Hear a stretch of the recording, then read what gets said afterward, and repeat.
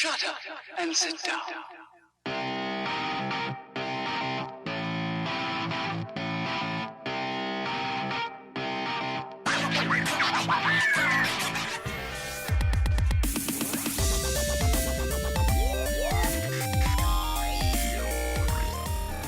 I learned a lesson.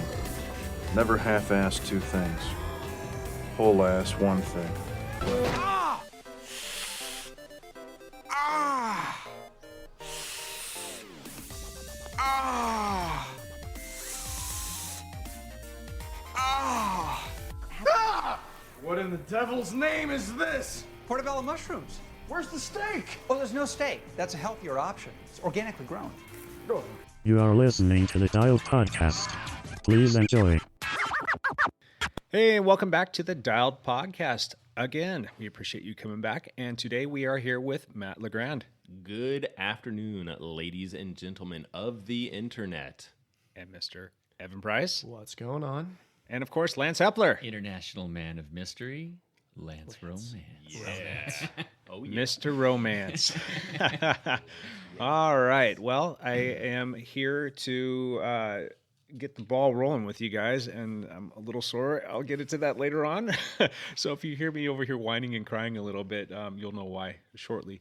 But let's kick things off with our backpedal for the week.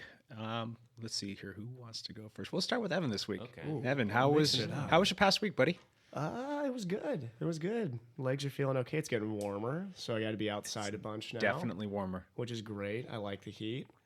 Yeah, this last week was busy with work. I had a buddy come in from Arizona to buy a Steerdorf. He is taking his gravel grinder through the Pacific Northwest for a bit before heading back. Oh, that's cool. So I got to ride with him. Yeah, that was Where's fun. the invite? I know, sorry. Yeah, that was. I didn't actually. I had forgotten he was coming down till Yeah, like Friday. He that's came good. in, so we rode Saturday morning, and then he was gone Sunday morning. So How are you yeah. feeling since St. George?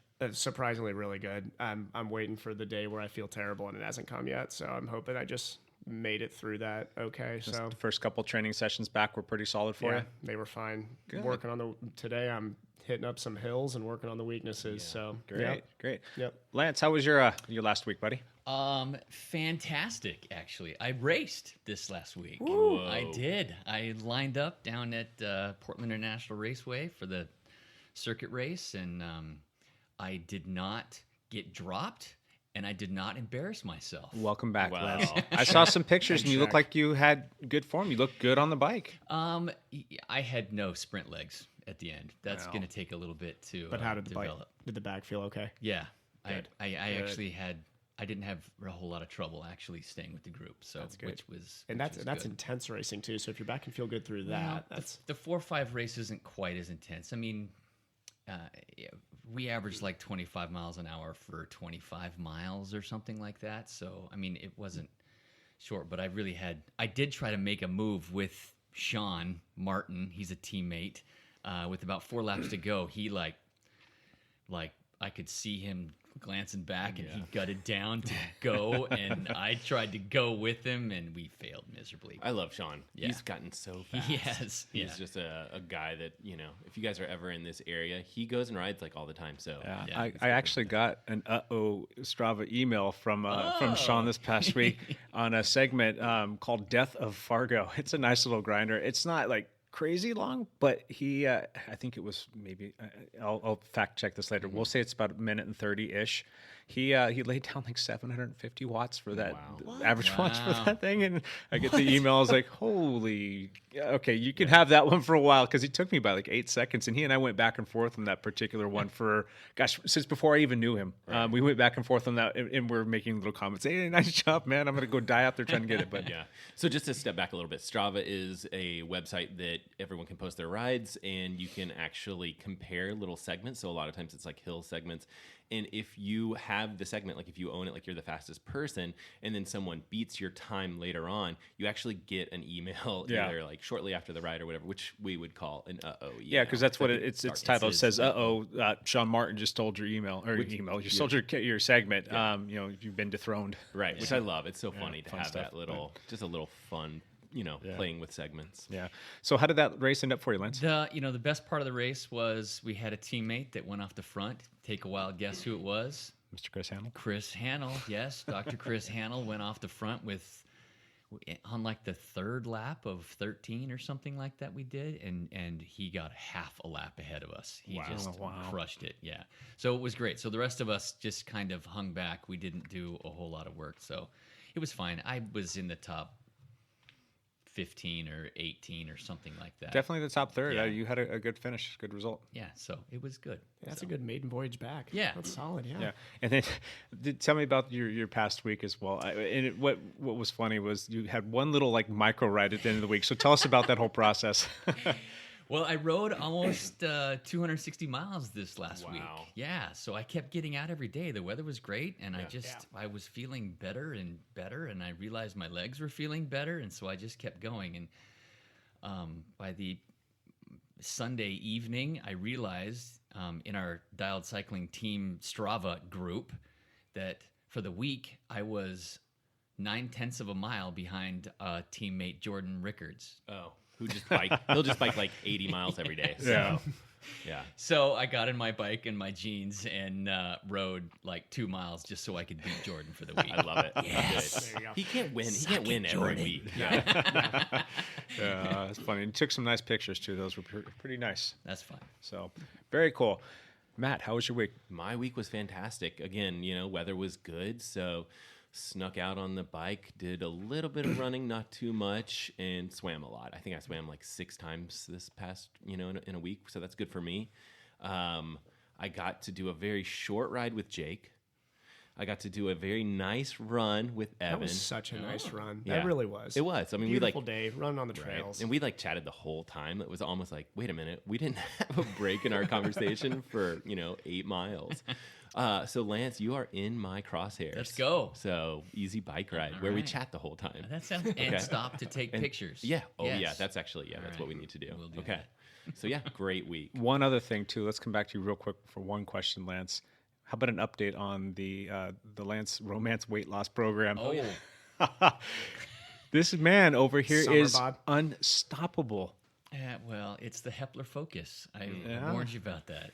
Yeah, I'm down to 189 pounds. That and I is- started at almost 230.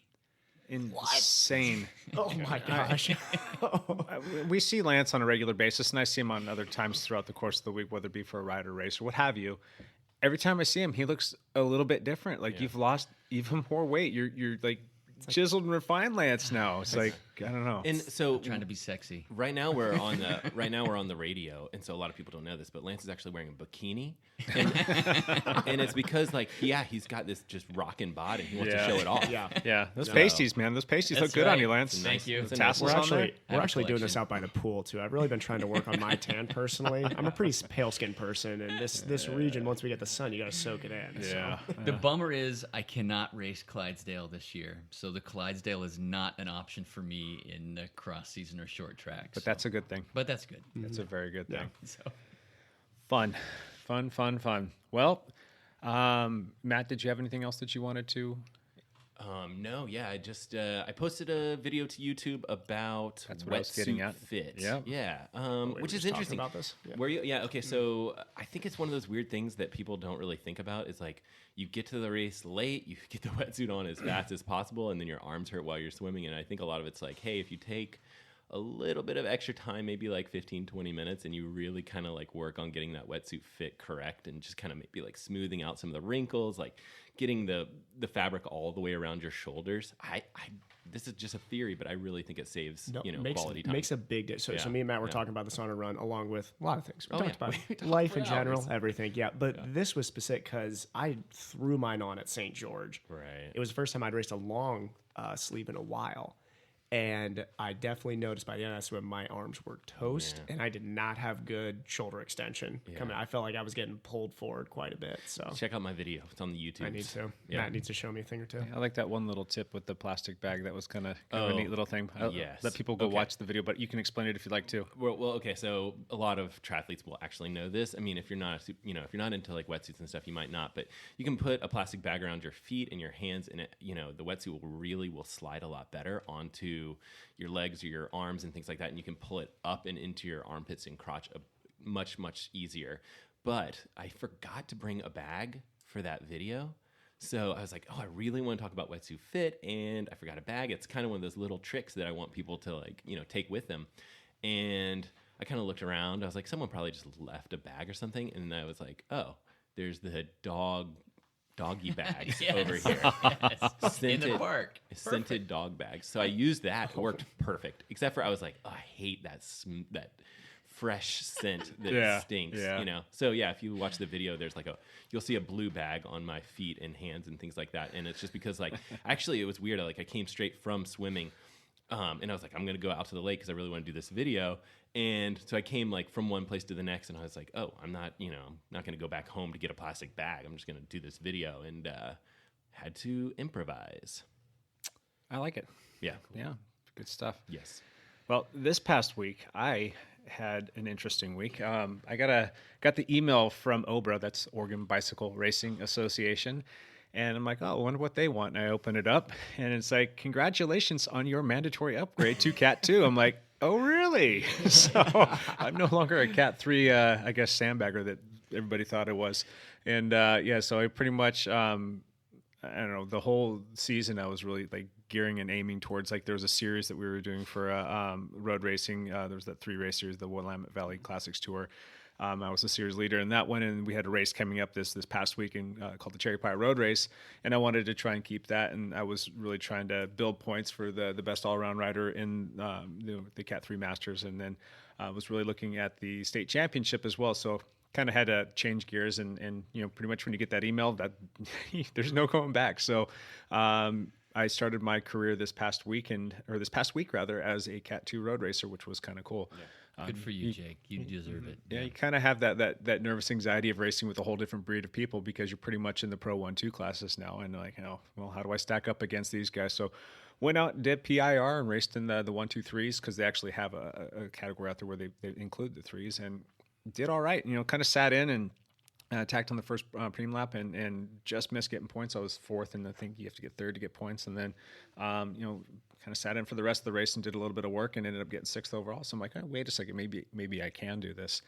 And changed, my Cat from Cat 3 at Cherry Pie, which was the road race down in Independence, Oregon this past weekend, and raced with the Pro 1-2s.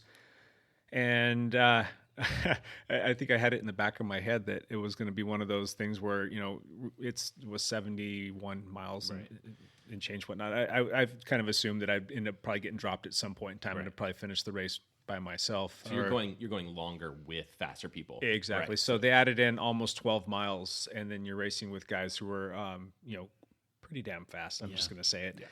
And got into the race, and we started going, and we were cruising along at probably about 2 miles an hour faster than I would normally race at with the other cats, and I managed to hold on for the entire race. Yes. And made it through all of the climbs, all the rollers, all the attacks, and everything else, and actually felt pretty well. Now, how much did that group shrink during that time period?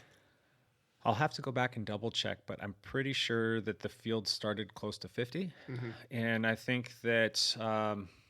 By the time we got to the finish, there was probably about 30 people there. Okay, and nobody got away. There was nothing that stuck. There was guys riding. There was two different, basically solos, not solos, but breakaways in the group, and the one that stuck the longest was probably out there for a good 45 minutes to an hour, and they reeled him in with about 4 or 5 miles to go. The peloton finally started to organize and brought him back in. So, there was plenty of attacks and plenty of surges and whatnot. So it was a fun race, and it was definitely a learning process getting to see how guys at that level race. We'll talk about etiquette a little bit later on. I was expecting one thing and kind of got another, but you were racing by yourself. Yes, I was the only person from Dialed there. I did know 2 other people in the field. One of them I barely know. Another guy I raced with about 2 years ago on a different team. And, we were chatting for a bit, and he was giving me some insight. His name's Chris Wagner. He's a pretty cool guy, super strong, great track rider. And we unfortunately lost him during the course of the race. He decided he had enough and just called it a day. But anyway, get to the very end, and it started getting pretty herky-jerky. There was a lot of surging. There was a lot of nervous tension within the field. And I don't know if it was because we had a warmer day. I think it was about 85 degrees out. By our standards, that's 20, 30, 40 degrees warmer than what we've been racing in all spring long. guys were a little fatigued. It was 70 miles, and it was a pretty intense race. So we get into that last final 1K, and it started getting really messy. There was guys that were, surging quite a bit, and they would start to attack. And then, there was at one point in time where there was a little group that started to do a lead out, and the guy up front literally sat up. Like, we're going over 30 miles an hour, and he sits up. He's dead front center and came right back through the middle of the field. And the whole road wasn't open yet. So you've got all these guys kind of packed in there, and one guy coming back through the field, and you got people yelling and screaming and people bumping into each other. I had a guy that basically rode into me, put his thigh into me, and pushed me out over the yellow line. And I was like, what are you going to do? I mean, it's either that, go over the yellow line and hope there's not a car coming the other way, or you go down, and you don't want to do that. So anyhow, there was a lot of guys taking lines that weren't there. There was, just that tension, that anxiety in there. So we finally get to 500, and things start to kind of take a little bit more shape, but people were still jockeying for position at 500 meters out. They open up both lanes for the finish, and everything starts to take shape. And I'm like thinking to myself, holy crap, you made it through this whole race. You hung with the group. Your legs feel good, and you were in the perfect position. Like, I was kind of taking notes on who was who, trying to follow the right wheels, trying to set myself up. We're at 500, we're at 400, we're at 300. And I'm probably at one point in time before we got to the 100-meter mark, I was probably like 4 people deep in a good line. And it looked like it was going to shape up, and the road was opening up. There was room for me to move, to come around. My legs felt good. And we get to 150, then 200, and there's guys up front that were like jockeying for position again, taking lines that weren't there. They were out of the saddle. They were throwing elbows. They were kind of back and forth a little bit, and they ended up getting tangled with each other. By this time, the whole field was moving together at probably, I'm guessing, somewhere between like 32, 33 miles an hour. I can go back and double check that, but we were definitely north of 30 miles an hour. These two guys tangle with each other. Guy loses his wheel, goes down in front of everybody. And the whole center to left side of the field pretty much has a guy that takes out another guy, go down right in front of him. And I was pretty much the first person to come into that, and I pretty much went over the bars at 30 plus miles an hour. Did a flip in the air and got body slammed on the ground, still flipping hard. And the right side was able to kind of sneak through, and they finished the race. And I was again in the perfect position to sprint that thing out and to hopefully finish on the podium. And that was like, I would have never imagined that to happen for me in my first race. And, it was pretty much all dashed right then and there. And, everybody hit the ground, and you got people moaning. And I think there was 7 or 8 people who went down, and then some other people that stopped for a second and then kind of rode around. And then, I think for about a minute I was there kind of like just gathering my thoughts, like what the hell just happened? Yeah. I stood up. I'm walking around for just a second. I'm like, kind of doing like the whole inventory on the body. I'm like, all right, nothing's broken. And that was the first thing that went through my head. It literally went through my head like, crap, I'm going down. Please don't break your collarbone. Please don't hit your head, because, I don't want to deal with either one of those things. And thankfully, it's just the whole tuck and roll kind of thing happened pretty, slick. I did a, flip in the air, and the body like just slammed the ground. But, I got up, did the inventory. I'm like, all right, get back on your bike and finish the race, because you want to get that finishing point, want to get the points for the team. And, the bike was okay though, because we were just checking out. It looked a lot better than you did. Considering, I mean, I ended up just dealing with 2 broken spokes and some abrasions on the hood, and just a tiny abrasion on the seat. Otherwise, the bike, it doesn't look like anything happened to it. So, Jake's body does not look the same. Yeah. So, Jake, there's the good news is there's video for all of our listeners to check out. Can we post it to the website or anything? We will post that on the website. Okay. I'll make sure to put that up after the show. Right. So I played back the video in slow motion, like zoomed in, and I was like, holy cow, I'm so glad Jake is alive. Because he basically, there was someone that hit someone else and slid out right in front of your front, like they slid out, they were sideways in front of your front wheel. I mean, there was nothing you could do, and you were sent flying. And what's crazy is how gymnastically, acrobatically you look when you do a full flip, like hit hard, and then basically you're sliding into the curb, which just looks like it's going to be like excruciating, and then boom, you pop right up, and you're like walking to check yourself out. And you can even see it in the video. You're like checking yourself out. Like you kind of walk over by those bushes, and you're like, your bike's a mile away or whatever. It's like you fell hard. Yeah, that was a tough crash. crash. You asked me about that, and I didn't respond, but I honestly think it's from all of the years that I played baseball. You know how many times I've slid into say second or third base, and you hit it and you pop up. That might be it right there.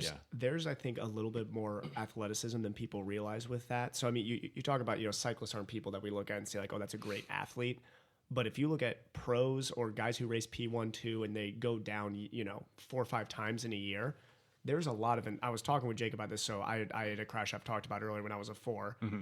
And the difference between my lack of athleticism and Jake's clear advantage in athleticism. No, I'm serious because we crashed at a similar speed. I don't remember a second of it. I hit the ground, just got lucky that I hit right.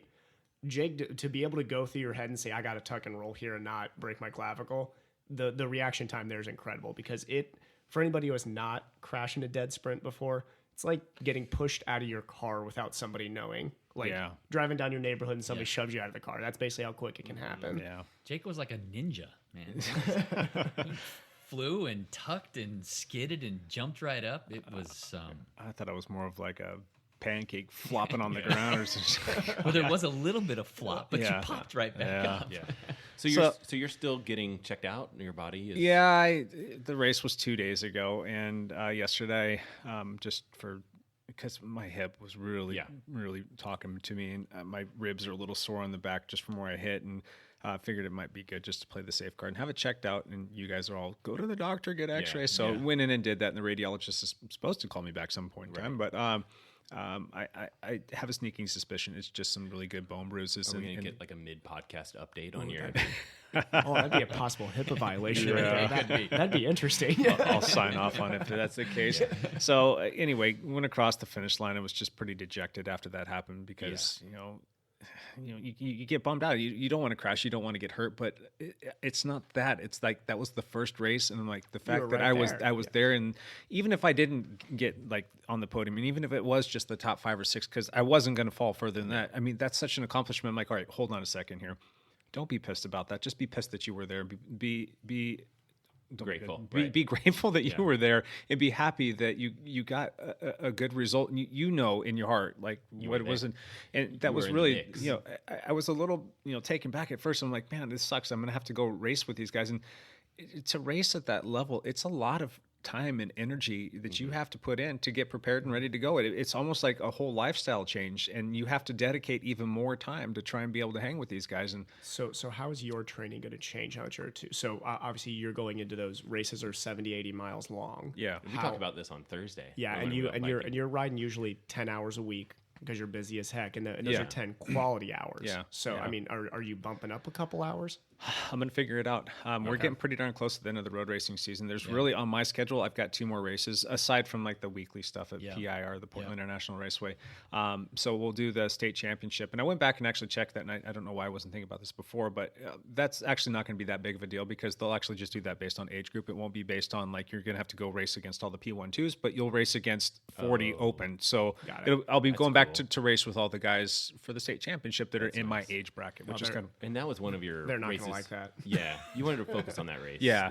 So which is good. So I'm happy about that. So you have to be healthy though. Yeah, I will be. I'll get back and I'll do what I have to do. So, but anyway, I just started to focus on the positive, and that kind of helped me get through that hour and a half drive home with a very cranky body and body already sticking to like your clothes and all that other stuff. It was kind of nasty. I hope everybody out there. Did you guys buy stock in 3M last week? Because I invested heavily in Tegaderm this weekend, so hopefully you guys did and made a few bucks. Yeah, I think the stock did go up because of how much of your body is going to have to be covered in that 3M. Yeah. So anyway, that was my week. It was an interesting one. Yeah. So. Well, definitely awesome.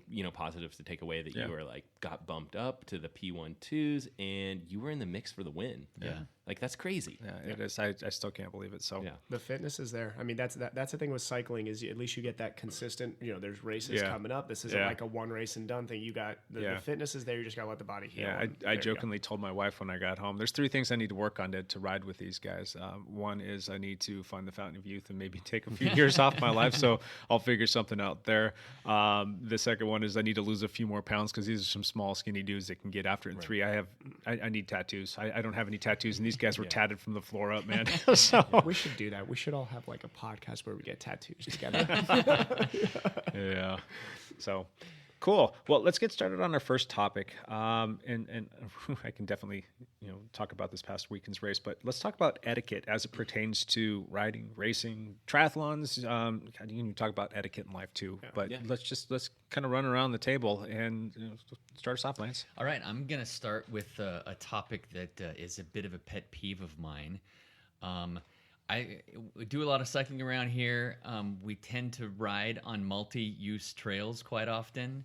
And the thing that bothers me the most about multi-use trails is the woman in yoga pants walking right in the dead center of the multi-use trail. Yeah. And what's in her ears? Specific pet peeve. With headphones In her ears. And she's got headphones in, so she can't hear anything. And I'm whistling and He's not catcalling. It's like, hey, get out of the Yes, way on get your out left, of the way, or I'm on coming. your right, or I can't tell. You're in the middle of the damn road. Yeah. So whenever I'm running or walking on a multi-use trail, I am on the edge. I stay on the side. I never listen to music either. The reason so you can Right. hear stuff going on around you. Right. Yeah, I never. Or if you have music, at least have Wait, one out. should people be listening to podcasts though? Yes. Well, you can our still podcast. hear. Yeah. Thank you. My voice is lovely, soothing voice. Now, is it so- worse if she's listening to Taylor Swift? Yeah, like, if you can it would hear be the Taylor worse. Swift blaring, does that I don't make know, it Matt. worse? Is it worse if she's listening to Taylor Swift? That's important for people to either be President jamming of- to Taylor Swift or our podcast. Yeah. So please don't walk right in the dead center of the multi-use trail. Yeah, I don't care that you're listening to music Especially or if you're walking a podcasts. dog. Just stay right and stay and- far right. And then when you pass them and they get startled and get angry at you, I'm like, okay, come on. This is your own fault. That has Yep. happened to me so many times. Yep. I love it when they jump out of their skin, and it's not even like you're coming around them at 20 miles an hour. You're literally like just barely crawling around them, and they jump out of their skin like you're the boogeyman. It's like, well, take your headphones out and get out of the middle of the damn road, or do something. I didn't scare you. Just get out of the way. It's a multi-use road. Like, I've done that with running before. I'll run by somebody, and somebody will be yelling at me as I'm running by. I'm like, Yeah. what am I like? We're all out here. I was like, I gave you as much space to the left as I possibly could. Yeah. Like, did you want me like tap you on the shoulder? Would that have made it better? Or is that Rub the shoulders. They were expecting something. throw something at them Lance on the way? romance. Gotcha. Yeah. Anything else, Lance, or do you want to? I think the other stuff will come up. My other big thing is Okay. is holding your line. But Hold your line. And I think will his talk about dentist one too is make sure you brush your teeth before Please going to brush the your Yeah, teeth. there you go. before you go to Quick get your etiquette teeth plug. cleaned. Yes. Actually, that was on my disgusting. list of things. If I can, Okay, it was you like ruined and this is actually more of like a fear, right? So it's like right before I go to the pool, I often swim at like 10 in the morning, which isn't like super early, but it's like make sure you brush your teeth before you share a lane with like 3 or 4 people. Why? Brush your teeth because you're gonna be like you're right next to these people and you're in their face and you're breathing and you're just like my fear is that I have like horrible coffee breath and I'm like You're shoving your face in the water in like 2 seconds. No, but like you finish an interval and you're breathing in someone's face. That was a tough 50. Coffee. I could share some that's my- terribly disgusting jeez. mouth odor stories, no. but I'm not going Okay. to because We it's appreciate that. disgusting. Okay, so let me give another etiquette one because Lance kind of stole mine. And it also has to do with swimming. In open water swimming, it is okay to hit the person's feet in front of you when you are drafting someone, but you can't do it like 20 times. I mean, tapping their feet Right. as So you're drafting them. You can draft me all day long. That's fine. And I do have a video that I'm gonna do on like open water drafting, and I think it's gonna come out in like a week and a half. Okay. But and I'll mention this in there. But like when you're swimming, you want to be about half a foot to a foot behind the person that you're swimming, and you want to draft them if you can, right? So if they're the right pace and all this stuff, but you're okay to hit their feet once. But if you're constantly hitting their feet, that is just not cool. Yeah. And it's going to cause 2 problems. Also, It's gonna, also hip. So actually, to go off you, it's actually better for drafting to be next to the hip. Yeah. This right. was now. I think this is contested, but I Mm, think if you're on the hip, it's better. Which would take, I mean, I'd rather somebody smell my hip than somebody sit there and smack my foot each time coming Do through. I have to shave my arms and my legs for that? You have too? to, Okay. yes. Yeah, absolutely. See previous podcast for shaving. Yes. All right, Evan, how about you? Okay, I got a funny story to tell, and then this was another thing me and Matt talked about on our run. We just talked about so many life things on there. Yeah, so We need longer runs, I guess. we do need longer runs. We need to fit in more. So, when you are racing, and this is for triathlon. Before we get to cycling etiquette, we can talk about that. For triathlon, nutrition, so every mile on the run, you got your little nutrition. People holding out the water, people holding out the gels. There is. We're racing, and I'm all for race tactics. I will do anything to annoy you and get in your head during a race, but it's got to be respectful to a certain extent. Right. I'm trying to hurt you as a racer, not trying to actually kill you. So if you are impeding, blocking, or using any tactics in a nutrition area, that's questionable because I'm just gonna tell a story. I had a local race a long time ago. I was coming up on the guy who was leading the race at the time, and I was coming up on him pretty quick, and we both knew that I was a quicker runner. And Matt has a similar story too, but there's so the guy goes, this is a smaller race, so there's only 2 people handing out nutrition at this is mile 5. So of a 10K, mile 5. I've made up probably a minute on this guy, and I'm going to pass him, and he decides that he's going to take the first water and then goes with his left hand and smacks down the water from the next guy.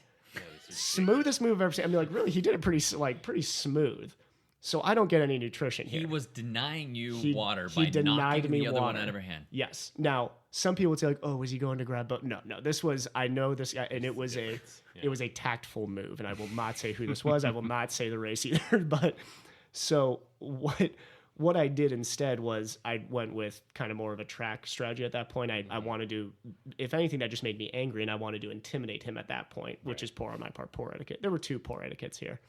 And I go to run by him now, and I make sure that my right shoulder makes pretty solid contact with his left shoulder. I think that's fair. I make sure there was a message sent there and dropped it by probably 30 seconds by the finish. But yeah, it was, if you're in a nutrition area, I've even in races, and I know, Matt, you've probably done this too, and Lance, you go and grab a water, and if there's a guy who's struggling behind you, you grab another one and you hand it to him. Yeah, I've even poured water over people, grabbing ice for them, especially at the Ironman races where you got Red Bull, Coke, this and that, and somebody misses what they want, and just grab one for them. I mean, it's, there's like 20 people there handing out whatever, is that really going to save you any time? Knocking it out of hand. I mean, I do that at wedding reception lines, but I'm not going to do it in a race.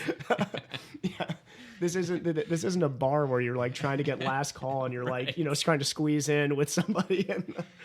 Yeah, but that's my race etiquette. That has been something I still chuckle about to this day. So. That's a pretty poor form. It was poor form. Tough. Yeah. Fun. Yeah. Jake, you ever had anything like that with through the nutrition areas of a race? Have any guy pull tactics? No, not yet. I mean, cycling, I never saw that happen in cycling. It's not really that big of a deal, or at least it's not something I've necessarily dealt with. So, as a matter of fact, in a lot of the races that I've even had people watched it happen. Like, hey, I lost a water bottle, and I had people offer me theirs that weren't even on my team. Yeah. I mean, so it's usually pretty helpful that way. You race with a lot of these guys over and over again, and you guys tend to become friends, and you want them to be there at the end so that you can duke it out. You don't want somebody to fall out just because whatever. Yeah. But for me, I think that etiquette just kind of starts with the general rule of thumb of don't be an a-hole. Kind of let that govern the way that you go about your business, and let that be your rudder in terms of how you go about doing stuff. Sometimes there's stuff that people do that they just don't know about. If a person's grabbing brakes in a group ride or in a race or something like that, chances are they probably just don't know that they're not supposed to do that. And if they're not holding their line, and we've had people on our team that have done that kind of stuff on a group ride, and it's more of like, hey, you can't do this and this is why, and then they don't do it again.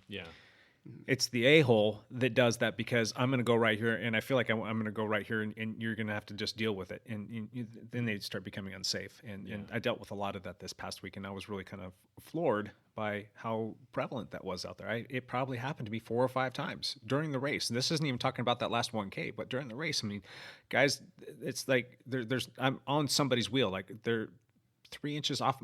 I'm 3 inches off their back wheel. Guy just basically comes right into me because he wants to be on the line, and he wants to get his drafting, and he doesn't want to be stuck out there. It's like, no, I'm right here. What are you doing? And me being new in there, I'm like, all right, well, I don't know any of these guys. Maybe that's protocol. I don't know. And so, do you want me to attach like a switchblade or something to your bike? Because I feel like we can remedy some of the problems you're seeing by just, they take your line and then it's like razor blade to their tire. Yeah, yeah. Like, you could do like the Batmobile stuff, drop something out the back of your, wheel. Mm-hmm. Well, we'll do a few more races. We'll see how it goes. And if it becomes a consistent problem, I know people that sit on the board of directors for Obra, so maybe I'll have to have a talk with them. So. Is there? So I know I've had this conversation with the Pro Peloton before, talking about how on the World Tour even there's always a patron of the Peloton. Yeah. Jans Voigt was that for years. Fabian Cancellara was that. Yeah. Did you notice during that race, was there anybody in there or a couple guys or a team that you noticed was I read conducting what was going on?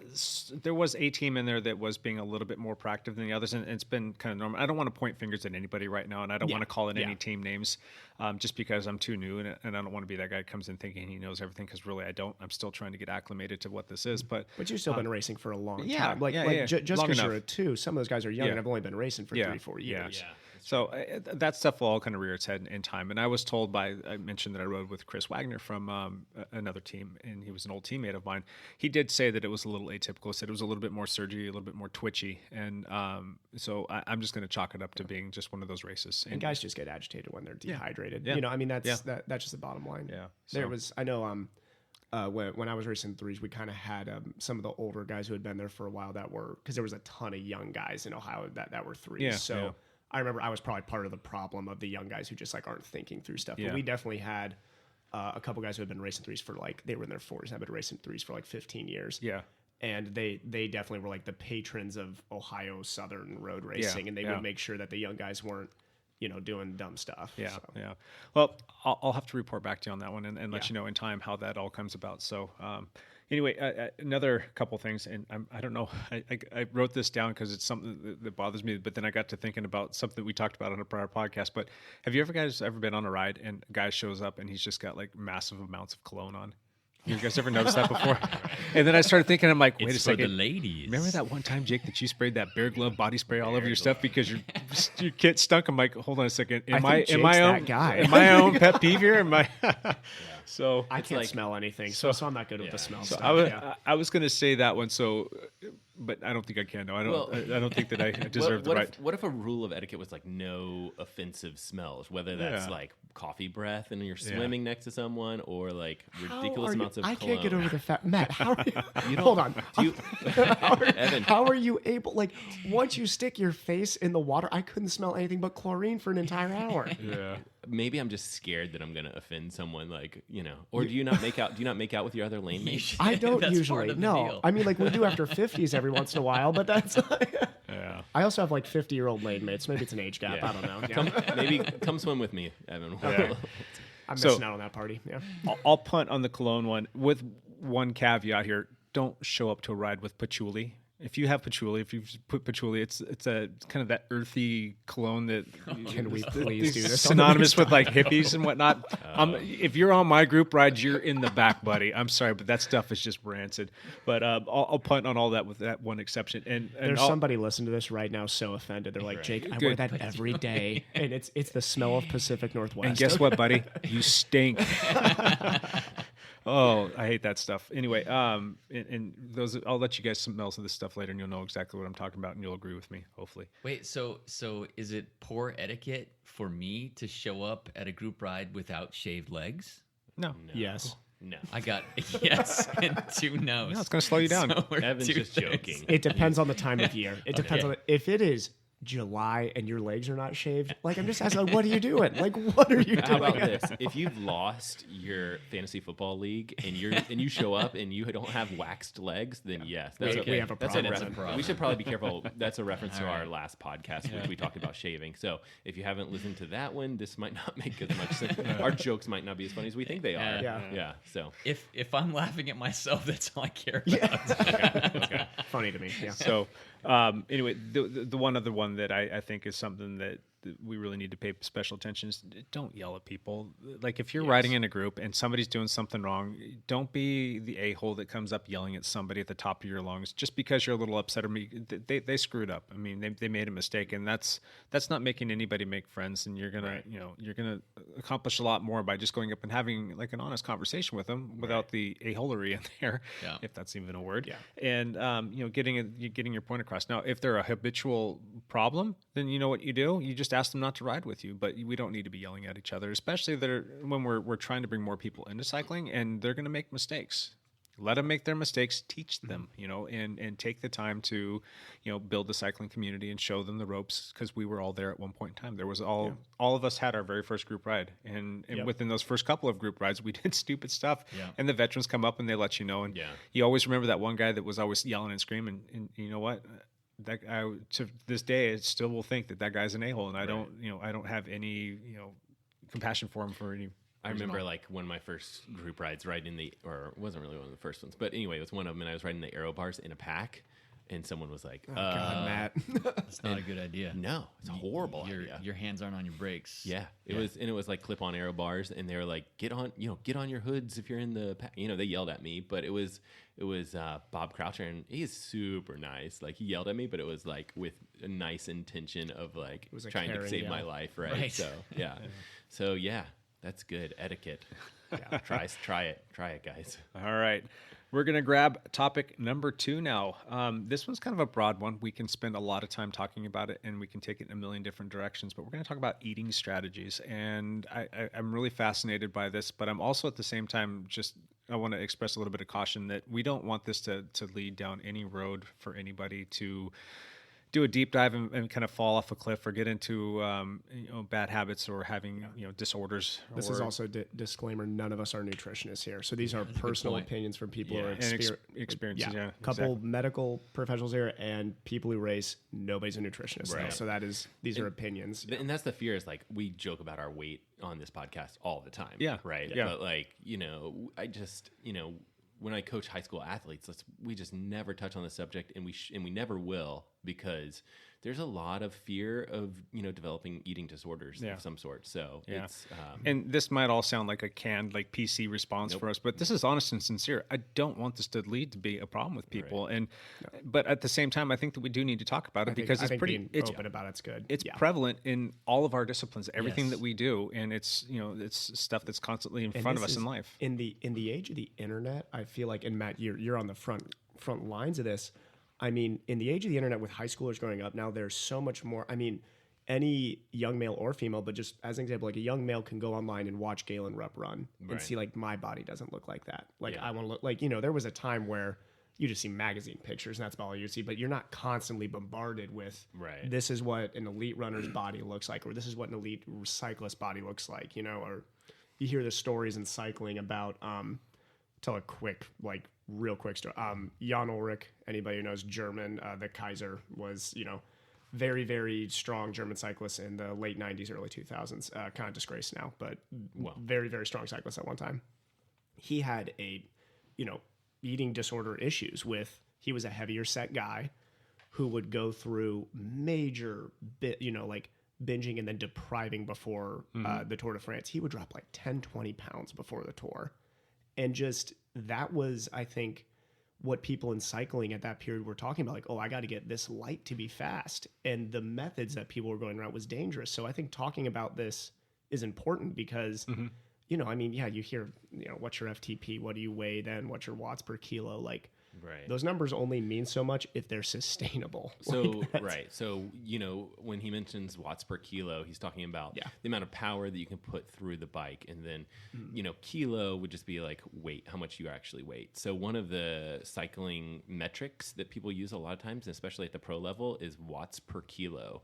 So a little bit of back history on that. It's so because weight is important, especially if you're climbing a lot, and that watts per kilo number is somewhat critical. So it's tricky. It's a tricky balance where we want to discuss nutrition, but we don't want to have people be like, nope, you got to starve yourself. Yeah.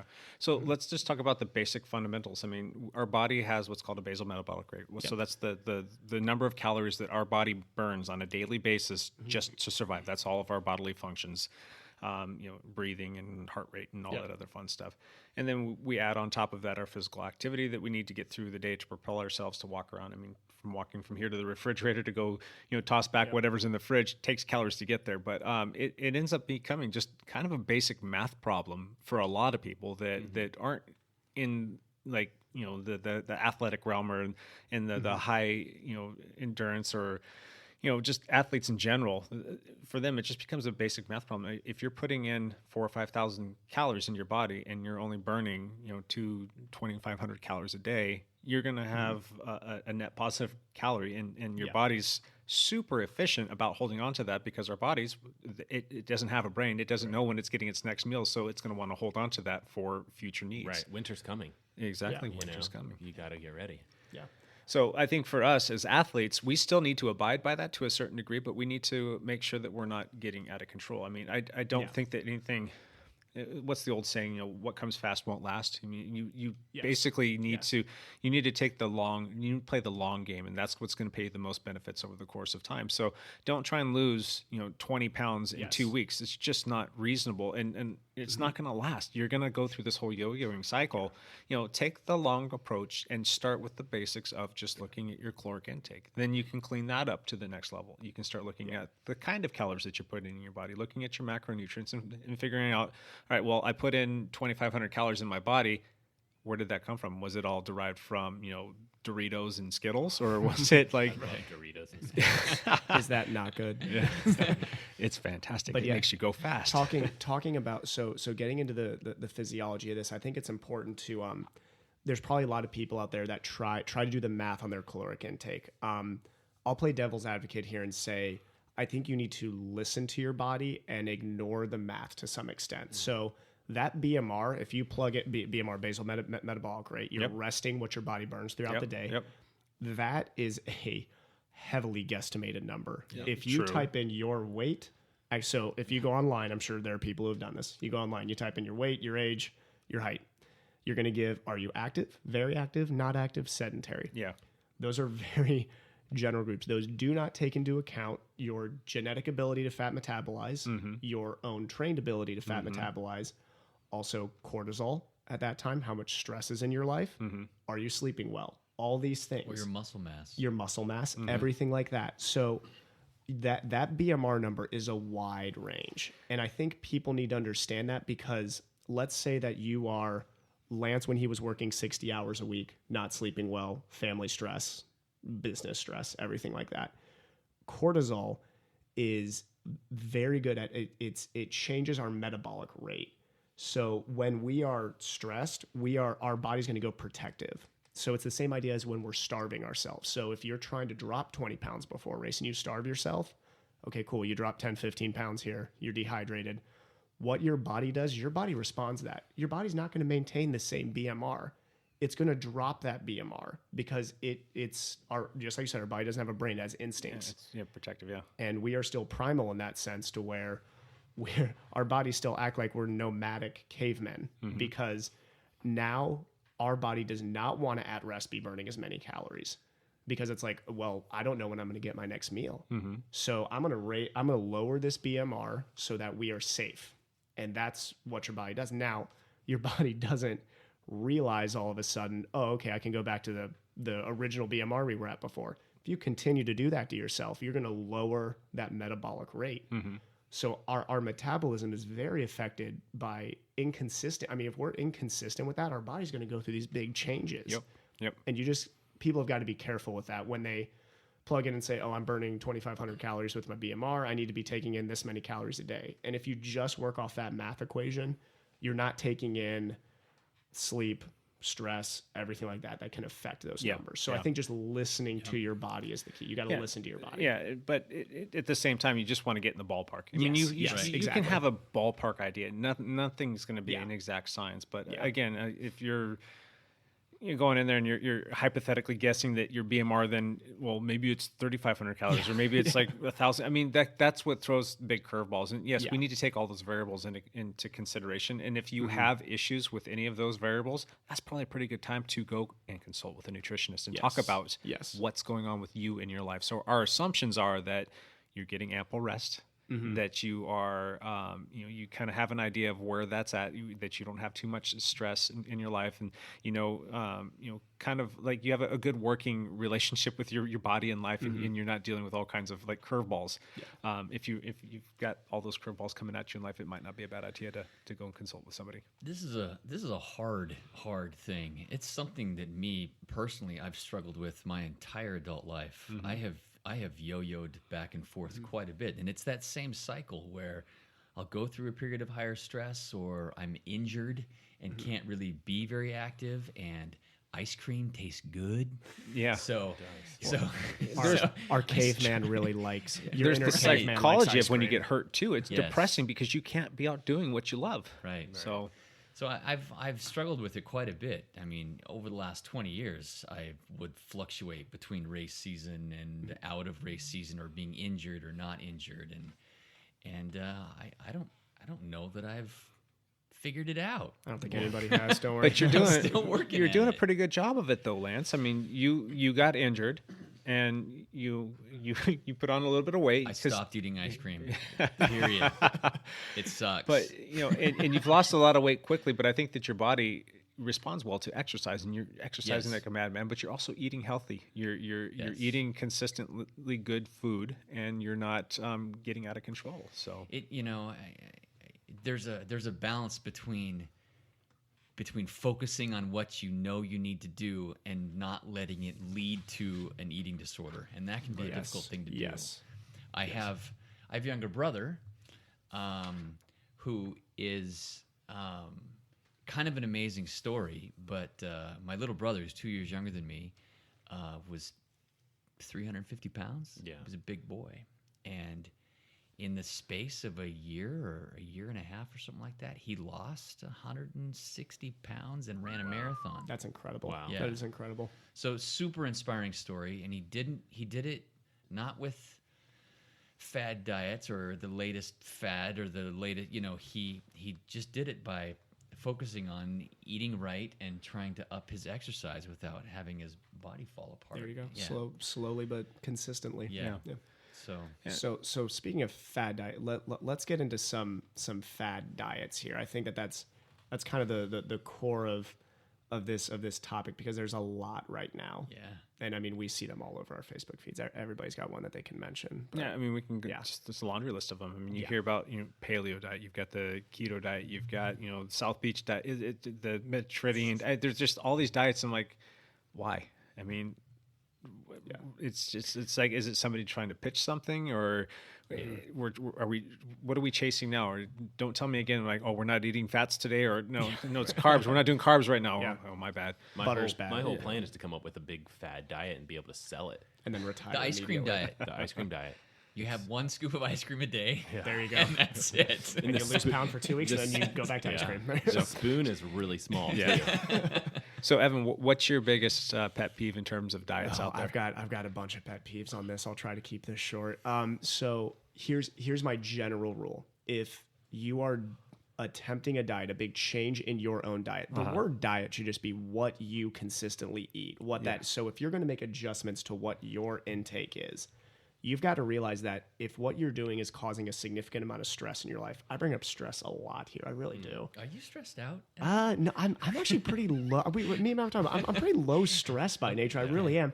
I just care about you. But we both, but Lance, we both Lance like romance. you saw. We should do a dating thing on this, where like Lance just gives me life advice on this. But But so, I mean, like Lance, we've both seen a lot of patients that have a heavy amount of stress in their life and just the effect on them. Yes. And here's the thing. If your diet especially is causing you more stress in your life, I talk about the effects of cortisol on here a lot. That is not helping your long-term health and weight loss. If weight loss is your goal, a stressful diet is not helping things. Also, with fad diets, so here was the original purpose, and I am sure, oh man, if I get comments on here about paleo diets, I'm going to open up a Pandora's box here, but I'm okay with that. Yeah. So the original purpose of the paleo diet was to go back to what your ancestors ate like. That was the overall premise of it. That has been, butchered, I think, over time and not very misunderstood, I would say. So let's say that you are German and from Germany and eat a heavy sauerkraut and sausage diet for your entire, life, basically. And let's say that your ancestors did too. You doing a hard switch to being vegan in the middle of an endurance season is going to be very stressful on your body. It is. Now, I'm not saying that being vegan is wrong. I think there's plenty of benefits to being vegan. But if that is not what your body has been experiencing for the last 20 years, there's going to be a big change there. And you've got to understand that. So I think with something like paleo, you've got to look at what have I been eating for the last 10 years? Where can I make small changes? And then maybe I'll progress towards something like that. But these big, hard changes are going to make a difference. They're your body isn't just going to, at the snap of a finger, adjust. So I think things like intermittent fasting and looking at when you're eating, what time you're eating, and how you're eating are a little bit more effective. I don't consider intermittent fasting like a fad diet, and I'm biased because I really do support it. But I see things like, I know there's a lot of good research behind keto. I understand the idea behind keto. I understand the idea behind increasing fat metabolism. But you've got to consider what that's going to do on your stress levels. You have to. Yeah. I looked into that personally, and I just don't see it being something that is sustainable with this day and age and where we live and what we do and the food that we have access to. I just don't see it being something that's sustainable or easily done for that matter. So, but if somebody's out there and it's working for them, right, and they've consulted with their medical professionals and it's something that they can push forward with, great. But it's not my cup of tea. And that's a problem with social media. Is somebody will post up and be like, "Hey, this worked great for me." Yeah.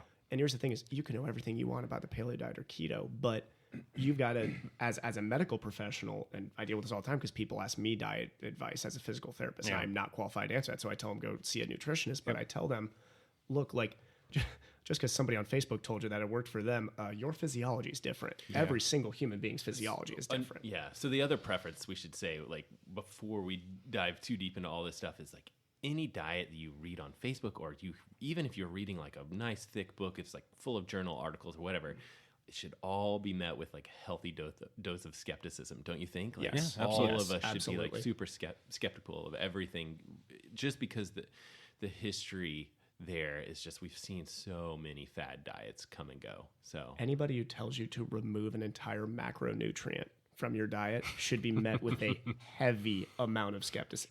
Or a chuckle and just walk away. If somebody tells you no more carbs, you should be like, I'm gonna need a lot of research, multiple opinions, and a long period of time adjustment before I believe that. So Matt and I are going to start the ice cream diet. I think it's brilliant. Well, I can buy into that. I like that. It's $25 per year to be a part of our fad diet group.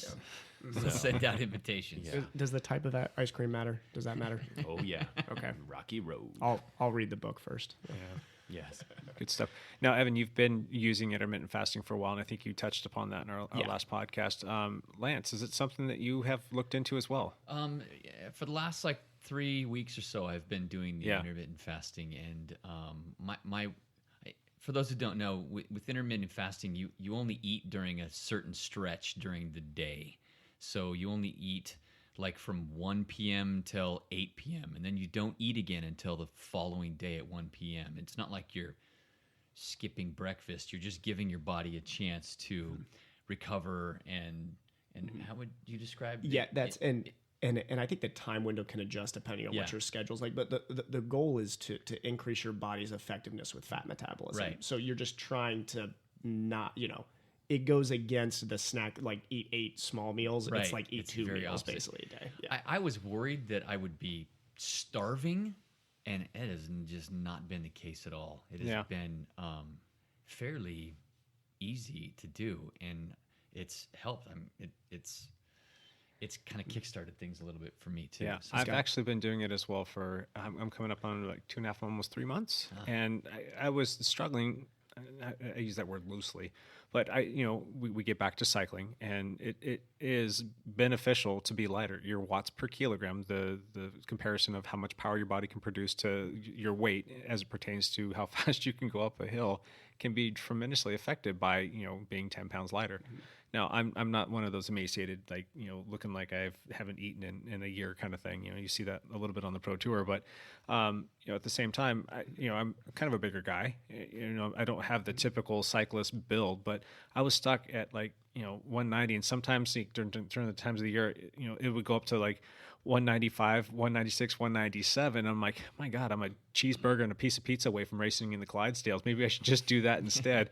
But I that's not where I want to be, and I don't think that I should be racing in that class. And so, I would get down and I'd work my butt off, and I'd get down to like 190. And I'm like, all right, something's not clicking, because I'm eating pretty clean. I'm checking my calories, and I'm trying to make sure that I'm not going over, like kind of like a rough ballpark idea of how many calories I thought I should be burning. And and I would obviously increase that if I had like a heavy training day and whatnot. But I was always trying to stay where I was, just a few calories less than what I thought my body was burning. I still couldn't get below. And then finally I'm like, all right, I went into my doctor, got my annual physical, and he's like, you got any questions or comments or concerns? And I told him that story. I'm like, I'm struggling. I can't get below this. He's like, have you looked into intermittent fasting? I'm like, well, I've seen it. I've kind of had a couple like, blogs or something like that I've read about it. He's like, look into it, read it, just read up on it just a little bit more. And I did. Yeah, I think a lot of physicians are going to start recommending it, because there's so much research right now coming out in like some of it's coming, Bay Area, and it's just like a lot of things along the lines of like they're doing it with people that are going through chemotherapy and things like that, and they're just seeing really interesting results. I've got a list here. I mean, it's just like it may help prevent Alzheimer's. It might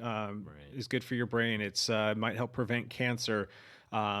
Cellular repair. I mean, there's just a laundry list of things. And if you go and start to do some of the research and look at the medical journals, not some Yahoo that's writing a book that he's trying to sell. Yes. There's research that keeps coming out, and they've been using this for some time for a lot of different people that have different medical conditions. So anyway, looked into it, tried it, and then all of a sudden I went from being, I think when I started, I was 194, and now I think the last time I weighed myself was 182, and I wanted to get to 180. I'm just about there. My goal was to be at 180 pounds for the State Road Racing Championship, which is still a little bit heavy for a cyclist. You're 6'2"? How tall are you? I'm 6 foot tall. 6 foot. Yeah, I carry a lot of muscle mass. He puts out a lot of watts. Yeah. I can walk into a gym and just smell the weights, and I'll put on 5 pounds. So it's just one of those crazy things. But anyhow, it's worked out pretty well for me, and I can feel I feel better. Yeah. I really do. And for anybody who wants to research this stuff yourself, I will say, be specific about the search engines you're using. You can Google, that's fine, but look at PubMed, PUBMED. Look at different medical journals, anything like that, because that is where you're going to see. I know I mentioned a lot about studies. All the studies I'm referencing are what we call randomized control trials. Occasionally, there are some case series, is what they'll call. A case series would be a couple studies of one subject, and they kind of bring those studies together and say like, hey, this is what these 8 different case studies said about this. But a randomized control trial has blinds, which is basically where you are trying to take away the placebo effect, which is another argument, but it's the goal of a blind is to take away the placebo. And they're very, stronger studies if it's a bigger randomized control trial. I'm not saying, like, obviously anybody here who's not in the medical field, I'm not saying you have to like read through the methods section of the study and like assess the quality of it, but it's better than typing into Google and going onto some guy's blog who's sitting there talking about it. What about my cousin posted this one thing that he lost some weight on Facebook. That's a good place too, right? Yes, yeah. Personal post from Facebook. No. And this is the thing about it is, I mean, weight, I think, is in endurance sports, whether we try to not talk about it or not, it's important. And being a medical professional, I'm more concerned about people doing this healthy than what people's FTP is. And so when we're talking about watts per kilo, so I'll play devil's advocate here. And Matt had mentioned this before, where You can be fast for a year Oh, if you're losing a lot of weight, yeah. but there's going to be some long-term effects here. So let's look at some cyclists who have lost significant amount of weight and used to actually dope with cortisol. If you looked at some positive tests when guys test positive for cortisol, you're like, why are guys testing positive for cortisol? So before big races, they would use cortisol to literally eat away their own skeletal muscle. So stress causes you to lose skeletal muscle. That is, your body will start using that as an energy source, which is an incredibly inefficient thing. Our body can be really dumb sometimes, but why they would do that is if you look at a guy like, I don't want to toss out pro names here, I know, but like if you look at the really gaunt guys in the 90s who were racing the Tour when weight became very important, their bodies were eating away their skeletal muscle when they were doping prior to those races because they would use cortisol to drop a little bit more weight. So that's how these guys who can put out massive amounts of watts in short periods of time. Now they would dose this specifically. They'd have a doctor, they weren't like taking in a ton of cortisol and dropping all their skeletal muscle. They would do it specifically. But your body, when you're stressed about your diet and your weight, is not microdosing cortisol into your system. You will lose the ability to put out good watts as you drop that weight if you drop it too fast. Yeah. And I mean, I can speak from personal experience. I know anybody who knows me personally know I went through a period where I had 2 stress fractures in what was probably my fastest, what could have potentially been my fastest season. Mm-hmm. But I dropped down very, very light for a 6 foot tall person. And I had a lot of stress in my life at that time. And I was losing skeletal mass. And that was, I think, what led to a stress fracture at some point. So Ouch. I'm just giving people you got to be careful, consistent, and be nice to yourself. Yeah. Maybe that's the best thing. Be nice to yourself. Yeah. Yeah, I do know that I do want to get to a certain amount, but I don't want to get to the point where if I hit 180, what if I get down to 170? What if I get down to 165? For me, I think that I'll start to lose my power, and and that's not something that I want to lose. You're doing it in the right way. Yeah. I mean, you're slowly getting so there. it's slowly getting down there, finding that little balance point, and finding out what works well for you, and knowing when enough is enough, and just kind of holding it there. Don't overdo it. Yep. It's have a healthy body image. Yes. Have a healthy approach to what you're doing. Go to the grocery store and shop the perimeter. Stay away from those middle aisles. That produce section. Exactly. Yeah. Stay away from the processed stuff. Eat all your fresh produce, and if you do the meat thing, get some fresh organic cuts of stuff that hasn't been like pumped full of all kinds of crazy. Which is a different way to think about it, which I think is really cool. It's like, hey, eat more. Like, this is your diet. Eat more of this. Eat more. You get to. This is this is the cool. Yeah. My cool thoughts on diet is like, hey, I know my diet's not that great, but if my goal is to eat more vegetables, eat more salad, then your mind is like, okay, I'm not starving myself. I'm gonna get some, I'm gonna eat some really tasty vegetables. I'm gonna hit that produce section. Yeah. Yeah. So I think that we could perseverate on this, and we could go on for days and days, and we could go on for all kinds of time. And I do think it would actually, because I'm kind of a believer in the intermittent fasting thing, and a lot of people are starting to look into that. And I think we should actually have a segment just on that, and we can maybe come back at that another time. And I can give some personal experiences in Soak and Lance, and Evan's been doing it for a while, and maybe Matt, you'll do some research. Or No. I've got a book that I've read on that exact subject matter, and it's really good. Yeah, and I'd like to hear, for those of you who don't know, Matt's wife is a medical doctor, and I'd like to maybe get her perspective on this as well. Maybe bring her on the podcast. There you go. We should bring on. Yeah, why is Matt still here? Like, I thought his wife was supposed to be here, but like Matt was about this before. Matt was the placeholder for his wife, I thought. So the better half. Before we jump into our last little bit, let's run around just with respect to nutrition. Do you guys have like a healthy snack that you absolutely love, or even just like a small meal, something that's like, man, that's my go-to, that's so good? Do you guys have anything that you can toss out there for our listeners that might be interested in what it is that you eat that could be good, that they could toss in their daily? Yeah, no. If you like, I mean, we've talked about like juicing vegetables and stuff like that before. And I don't do like a traditional juice where all the pulp is separated. I do like I'll make like a mason jar with the pulp included.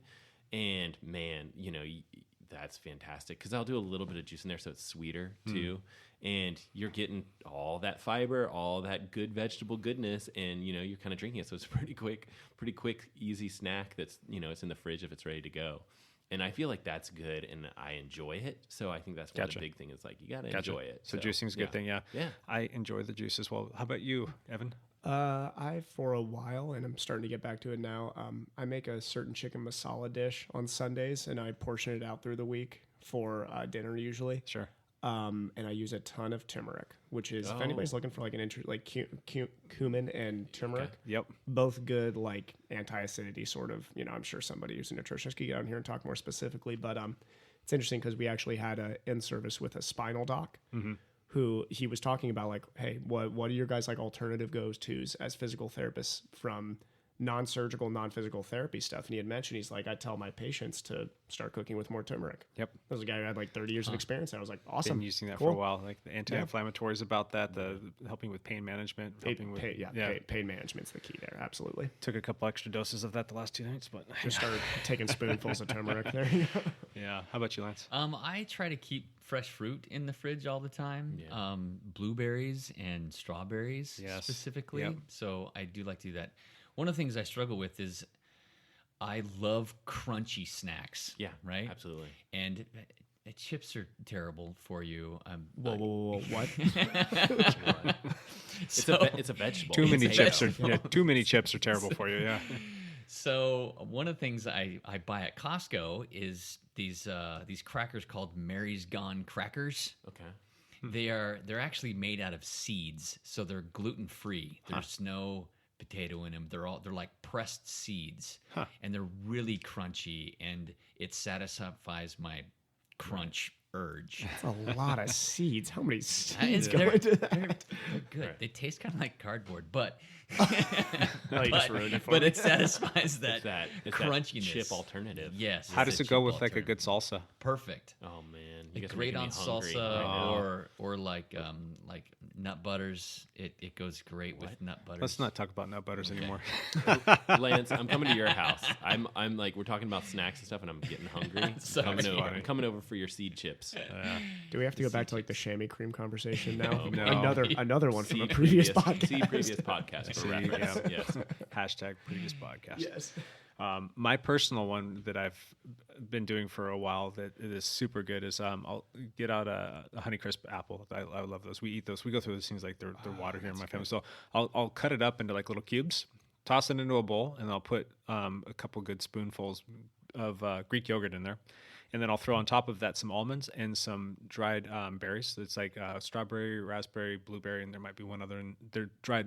Mix it all up together, and that is so flipping good. Yeah, Try it sometime, and it's not bad for you. It's low glycemic because you got some protein in there. You got some fats from the almonds. It's a very nicely well balanced meal. Give that a shot, folks. It's good. Oh yeah. It's good for you I too. should start sneaking over to you guys' houses for like midday lunches. Yeah, Like, snack hey, time. Hey, Matt, what's for lunch, huh? Yeah. All right. So we just gave you our little food thing. Let's kick it into our last little bit here, and we're gonna do our tip of the day.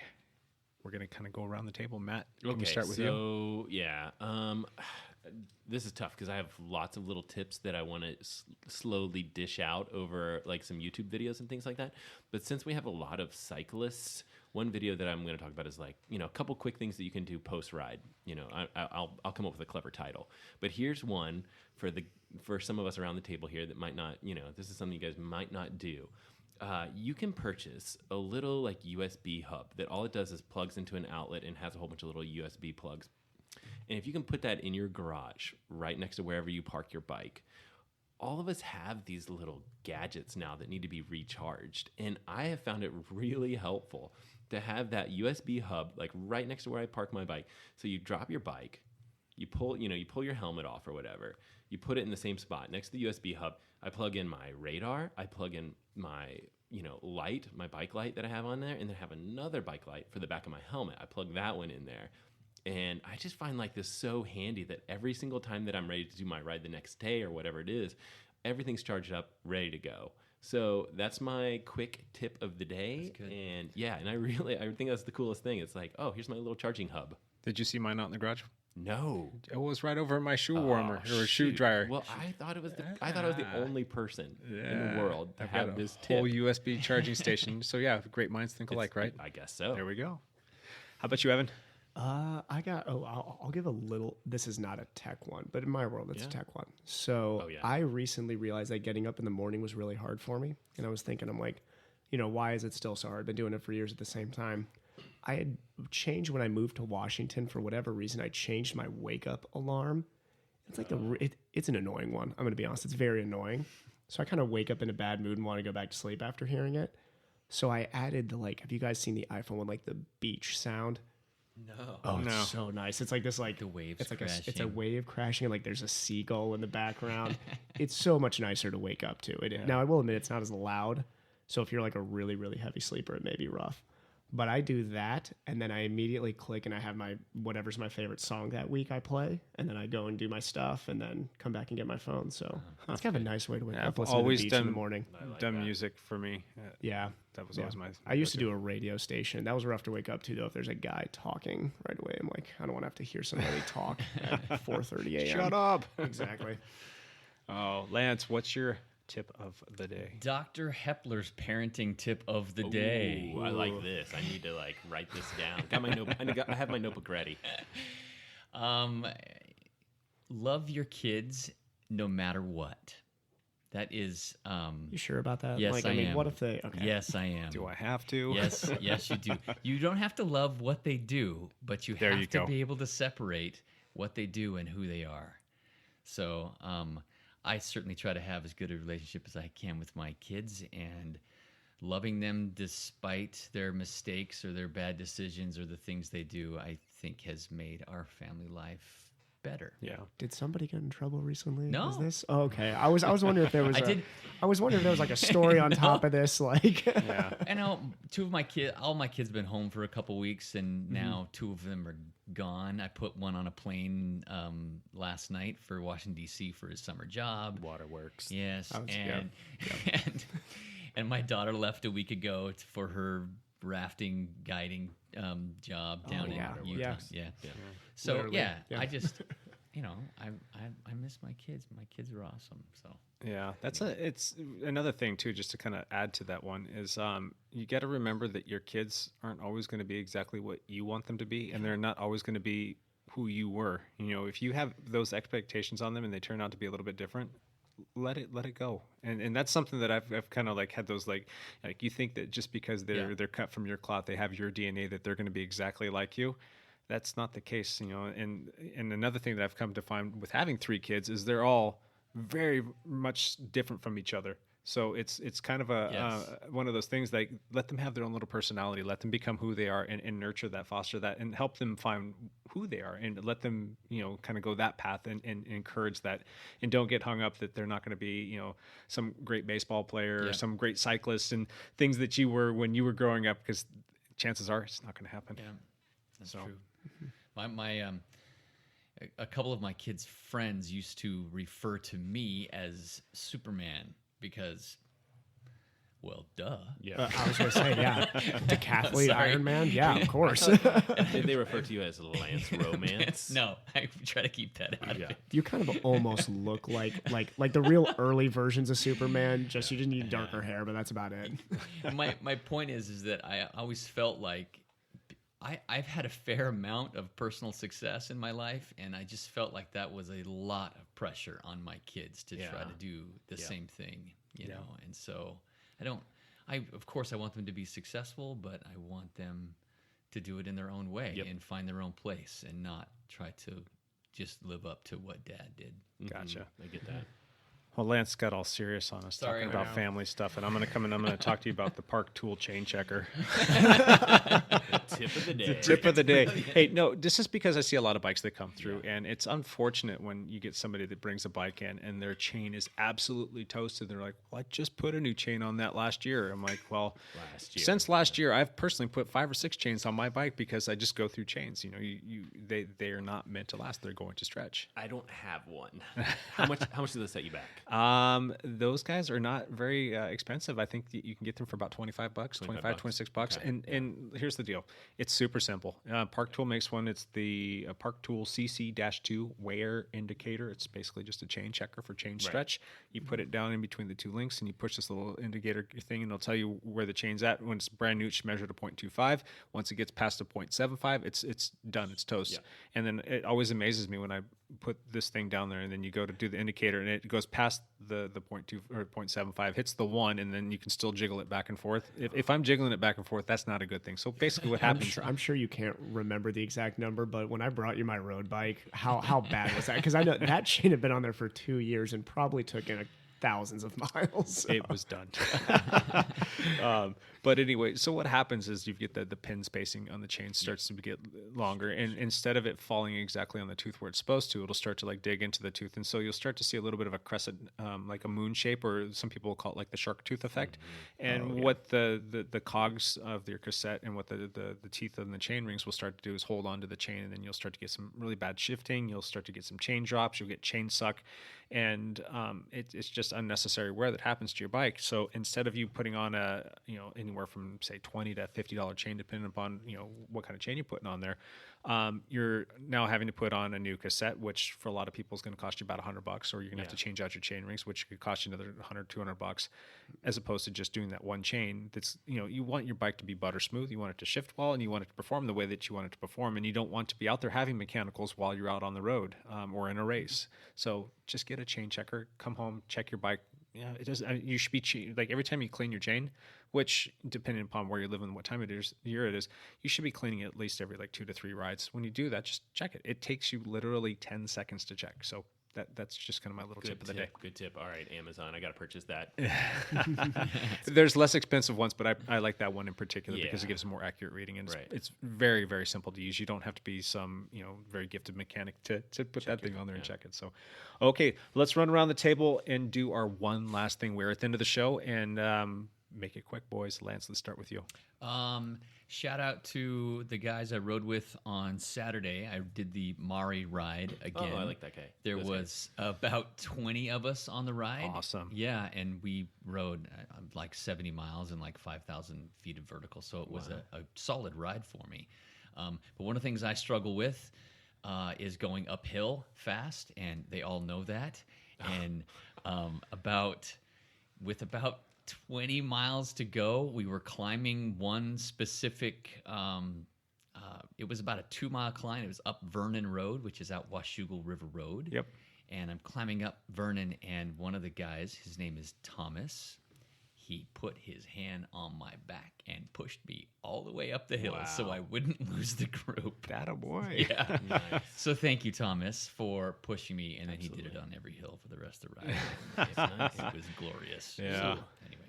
Very cool. Evan, one last thing. I'll give a shout out for a little international one here. I've been watching the Giro every day for anybody tracking that. Simon Yates is in yellow right now, and he is doing wonderfully well. So that's cool. Yeah, it is. Froome is not doing so well, but it is going to be an exciting race. A lot of guys within a minute of each other now going into the second and third weeks here. So that's fun. Mm-hmm. Cool. Yeah. Matt, one last thing. Yeah. So we said this before, be skeptical of, what you read on the internet, and be skeptical of what we say too. We give a lot of just, we try to joke around and stuff like that, but we do drop a little bit of advice here and there. Be skeptical of it. That's my suggestion. And then with that, here's another tip from me, and that is to wear sunscreen.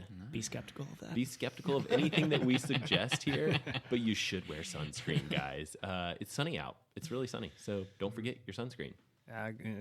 100% agree with you. So very cool. I am going to say a big congratulations to Ian Gibson as a teammate of ours. He won his first road race, and it was spectacular. It was huge group effort, and they went into this thing with a plan of exactly what they wanted to execute, and guess what? They executed it to a T. Yeah. To a T. Good so job, Ian gets his first road racing victory in the Masters 50 Plus down at the Cherry Pie Road Race, and it wouldn't have happened without the likes of his teammates Michael Myers and Whitney Phillips and Andy Levine, and there's a friend of the team. His name's John Hatfield. Those guys all really just played the whole thing perfectly, and he got his first win. And the other last thing is have Tegaderm in your medicine cabinet. It's a good thing to have around when things go sideways. And again, I hope you guys bought stock in 3M last week, because I probably sent their stocks skyrocketing after all the Tegaderm that I purchased this past weekend. So, all right, we are at the end of the show, and before we say goodbye, we just wanted to remind you one more time where you can find us. Yeah. You can email any of us at our Dialed Podcast emails, and you can reach Matt and Evan and Lance and Jake, all of those names, at dialedpodcast.com. Send us an email. Let us know what you think, and give us some feedback, and tell us if we're doing good, or tell us if we need to go back and check ourselves. You can also find us on Instagram at Dialed Podcast, or you can look us up on the old Facebook, or Bookface, as Evan would say, at Dialed Podcast there as well. I think that's about it, you guys. Yeah. Thanks for subscribing, for any of you guys that are new. Yes. And if you rate us, make sure that, yes, there's only 5 stars, but try to push it. Try to get 6, 7 stars on it. Yeah.